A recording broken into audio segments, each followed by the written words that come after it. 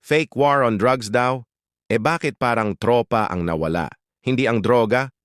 Habang si The Punisher nasa dahig na, yung mga katuwang sa madugong kampanya, biglang naging artista. Iyak sa hearing, drama sa TV.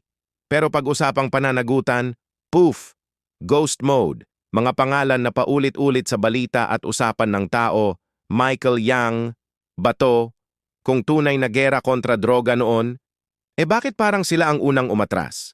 Giyera ba to o ginawang palabas lang?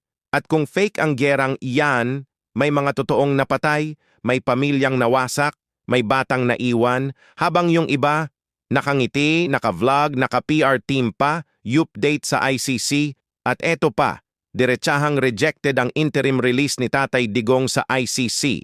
Hindi pa tapos ang kaso, hindi pa tapos ang habulan, at hindi pa tapos ang kwento. Sa huli, ang hustisya hindi napipigilan ng propaganda at paawa effect. At para sa mga nagtatago sa dilim, your end is near.